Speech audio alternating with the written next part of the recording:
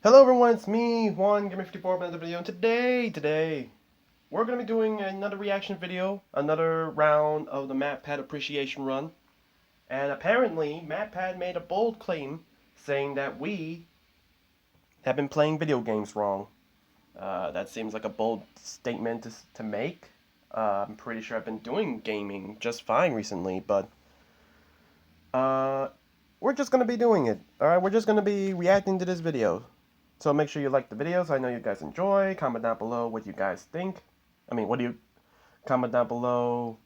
What games are you really good at? And subscribe because this is gonna be a long video. So let's do this. So as host of Game Theory, I've been teaching through video games since 2011. Sheesh. But what about just teaching video games? Us older gamers were fortunate enough to start playing games when the barrier to entry was much lower than it is today. As I personally grew up, the games and their controls just grew naturally up along with me. My first system was my dad's NES, which meant all I had to wrap my head around were 2 buttons and 4 directions. If you were to drop a PlayStation 5 controller into the lap of a kid from the 80s and then ask him to play the newest Call of Duty, I guarantee their brain would melt. You have 4 buttons, 2 triggers for each finger, 2 control sticks, a directional pad, a touchpad, and oh yeah, if you push in those sticks, they do something else too. It is no wonder there's more and more online discussion happening right now about what gaming is like for non-gamers. But it's not just the controls they have to contend with here. If I were to ask you, what's the first game that you would likely give someone looking to learn video games, what would you say? Most people immediately jump to Mario. Mario, I would probably do Super Mario Bros. For the DS, really, because, that was my first ever game, really. But have you actually thought about how complicated even a game as simple as the original Mario is? What do you mean? Buttons used for running, but only if you hold it down. And good luck getting over those jumps if you're not running and hitting the jump button at the same time. So already we're hitting 2 buttons simultaneously. If that wasn't complicated enough, what about when Mario collects a fire flower? Suddenly that B button is also now used to throw fireballs. Even the way you kill enemies, you have to hop on their heads, which requires control and aim and timing. And if you miss, well, too bad for you. You get hit and you're sent back to the beginning of the stage. There's no easy way to regain that power-up. There's no easy way to recover your health. And again, this is just talking about the first Mario, the simplest and most basic of any of them. In short, learning games, it's hard. Much harder than most of us realize. And there are so many smaller steps in the process that didn't occur to me until recently when I slowly started introducing Ollie to the world of games. Which is why this episode exists. I want to give a basic 10-step guide on how to introduce someone, young, old, or otherwise, to the world of gaming. It comes bundled with a few game introductions along the way. It's not perfect by any means, but it is based on my research and my personal experimentation with Ollie, aka our game time together. And at the very least, it's a good first step in starting a discussion on how to make this world of gaming a bit more open and inclusive to anyone who might be looking to try it. I'd also encourage you, as we go through this 10-step process, to leave a comment down below with your own personal game recommendations or any personal experiences that you or a loved one's had as they've gone through a similar journey. So with all that being said, well, like I already said, mine was the Super Mario Brothers for the DS. Me and Kevin only played as Mario. We didn't know that, there was actually 2 players, so that would have been fun to realize that. This one feels appropriate for the intro where we had Mario run across a bunch of video game consoles. What is that, 2012? Roll that one. The nostalgia.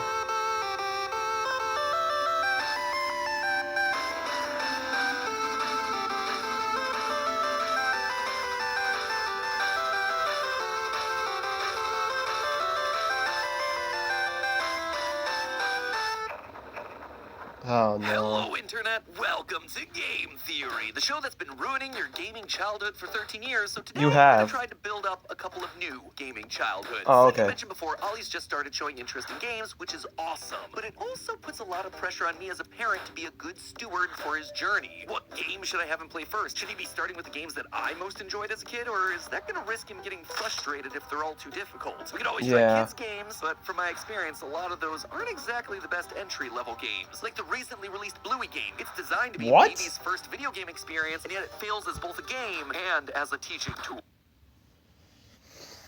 Okay, I already know that I made 2 Bluey videos already, and already the first one got me questioning life. But now you're telling me there's a Bluey video game? Okay, I seen it all now. I seen it all. Next, you're going to tell me there's plushies. Oh, wait, that's probably going to be happening too. Next, you're going to tell me there's going to be a Bluey movie. Also, speedrunner strat here.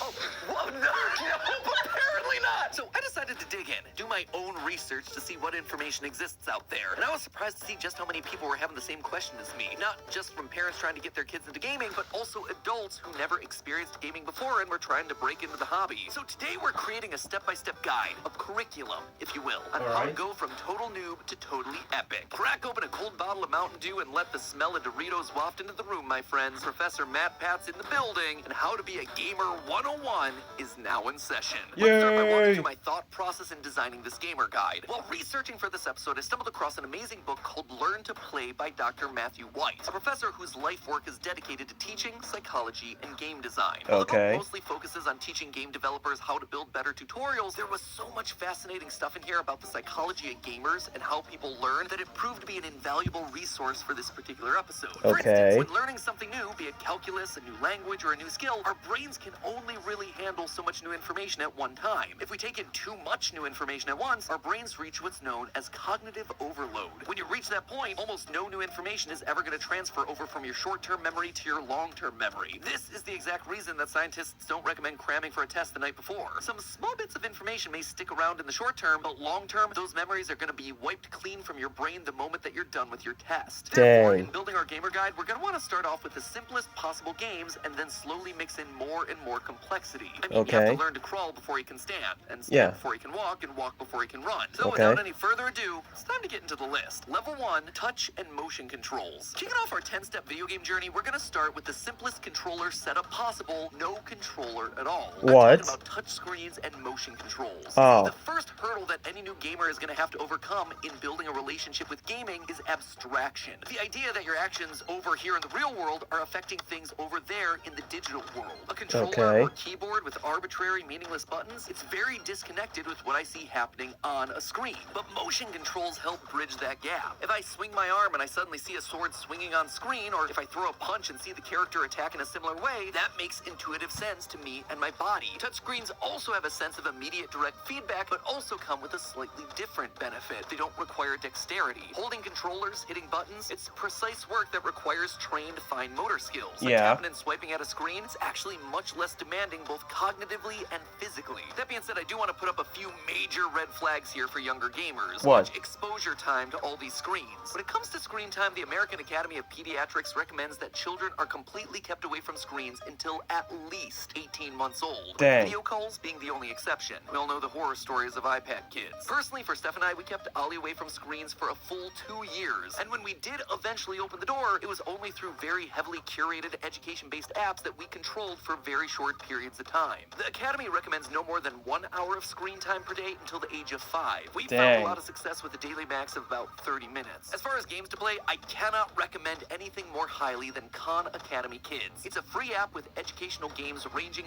Nope, not sponsors, I hope. Oh no.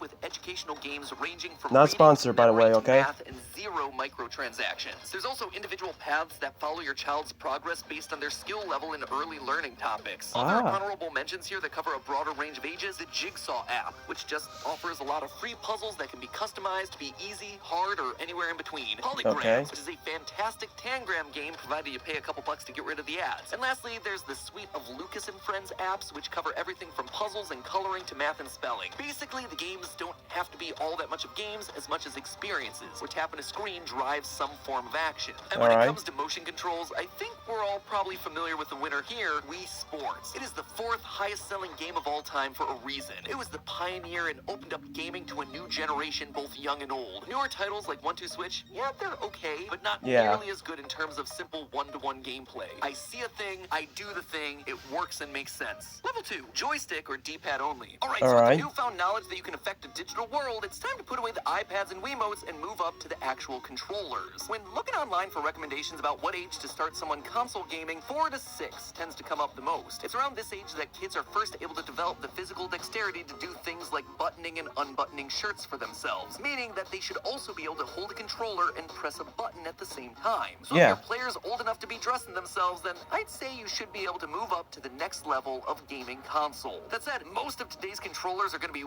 way too much for a new gamer protege to start off with. So it's important that we strip away all of those bells and whistles and just start with a single joystick or D-pad, no buttons. This part of the process is all about mastering how to move in a virtual space. So let's get them comfortable with the idea of controlling a character on screen with a physical stick. When it came to reaching this milestone in our house, we found a lot of success with the Super Monkey Ball series. Kids are already used to rolling balls and aiming things into goals, so the concept literally needs no explanation. I'm pretty sure I had my cousin play this. Yourself a winning formula. Of all the titles in the franchise, I highly He keeps hugging it, and I never got a chance to play it. For the 3DS because it's forgiving. Later Monkey Ball titles have the difficulty ramp up fairly quickly, but in Super Monkey Ball 3D, there are guardrails in place throughout almost the entire game, helping to ensure that your new gamer is able to experience a lot of success quickly with minimal amounts of frustration. And that's going to be a nice segue to the next major hurdle and a huge point of frustration, adding a button. Level 3, joystick plus one button with only one function, 2D, no lose state. Alright, next up on the journey, it's time to bring in that first button, which might not seem like a big deal to us, but it is to a new gamer.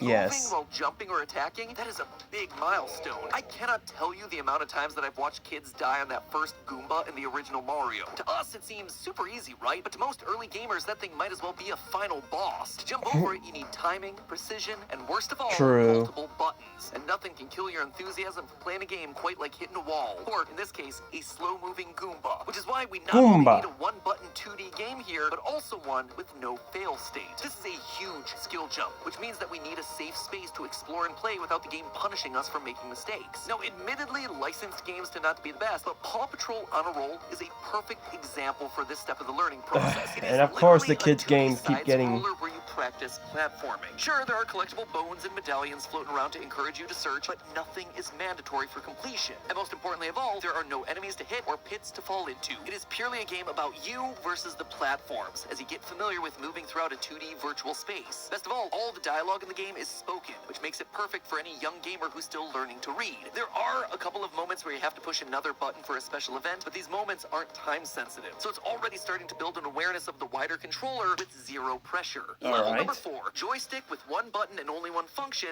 3-dimensional, no lose state. Having mastered moving through a 2-dimensional space, makes sense to upgrade to moving through a 3-dimensional space. Same rules apply here. You're looking for something where one button does one thing and one thing only, and no fail state. This time, once again, 3D. Ryder and the gang knock it out of the park with their licensed game, Paw Patrol Mighty Pups Save Adventure Bay. It is the exact same concept as the 2D game. They also have a 3D game, okay. With a fixed camera. This opens the new challenges of up and down controls as well as gauging jump distances. Just from the opening level alone, you can see how it's step-by-step training gamers how to leap over things like nets and run up and down ramps. Now again, obviously not every new gamer is going to be super excited to save Adventure Bay of all places. I wouldn't expect that. But again, I use this as a great model to follow when looking for a game to use with your gamer. Something welcoming where the focus is purely on movement and getting to an end goal. Level 5. Joystick plus one button with only one function, 2D, lose states. Alright, so now that we've conquered the obstacle of moving and jumping in both 2D and 3D spaces, we can now start mixing in real obstacles and enemies. You know, the things that are meant to impede our progress. Now remember what I mentioned earlier about Mario. We want a game where one button does one thing, and that thing should stay consistent pretty much the entire time. Essentially, we're looking for a game that's purely about running and jumping, but now with a few more obstacles. And there is no game that fits this mantra better than our favorite blue blur, Sonic the Hedgehog. Specifically the Sonic Origins collection. There are two brilliant things about Sonic that really make him stand out for this part of our training. The first is that in one button press, you are both jumping and attacking at the same time by turning into a spin ball. Unlike Mario, who's always vulnerable and has to land on an enemy's head to defeat it, by jumping, Sonic is not only moving, he also has a chance of killing whatever he touches. Secondly, Sonic's ring system is a game changer. Rings are plentiful, and as long as you can quickly scoop up one more ring, you're good to go. There's no searching for more life, no need for extra power-ups. As long as you prioritize getting that ring after getting hit, you are practically invincible. That said, That's right. Sonic games tend to get fast, and that makes them hard. But that also gives new gamers a sense of momentum and forward progress. It's exciting to hit those springs and go through those ramps. And over time, their reaction speeds are going to pick up. The biggest hurdle of Sonic, honestly, are the Dr. Robotnik bosses. But again, Sonic's team has a solution in the form of one of my favorite gaming characters of all time, Tails. Put respect on my man's name. Over Sonic and just avoid the boss while hoping to recover the lost rings, it gives your new gamer a chance to practice against a big bad with less frustration. And beating a boss on their own, that feels like a big achievement for their gaming journey, boosting confidence immediately. This is honestly how Ollie's been able to beat the entirety of Sonic's 2 and 3 almost by himself at this point. Lucky. As an extra bonus for the Origins collection, it does away with lives and continues, allowing your new gamers to focus on practice and getting better as opposed to tedious progress loss. Level 6, joystick plus 1 button with multiple functions. Now this is Mario. We're currently at, and it's here that we face an important choice. Do we add another button, or do we add in multiple functions for our 1 button? According to studies done on individuals with limited mobility, multi-use 1-button controls tend to yield better results, so that's what we're going to be focusing on. For that, we're going to move on to everyone's favorite racing game, Mario Kart 8 Deluxe. Now, immediately, this one should be it's still Mario, technically. One look at the control scheme for Mario Kart, and you realize it's going to take more than 1 button. There's acceleration, braking, drifting, steering, and while yeah, the base settings in Mario Kart force you to do all those things by yourself, Mario Kart 8 added accessibility settings, allowing new players to enjoy the game with the auto accelerate feature. This allows new players to solely focus on steering the car and throwing items. Considering different items do different things, this all helps build in that strategic aspect of using resources at the optimal time that comes up in a whole host of other games. One of the other things that I love about Mario Kart as a game for this particular part of the player journey is that you can very precisely dial in the difficulty both through track selection and by adjusting the CC level. And the rubber banding AI in the game, which scales to your performance, ensures that any new gamer is never truly out of a race getting lapped, again limiting their frustration and humiliation and last place finishes. Level 7, joystick plus 2 buttons, only 1 at a time.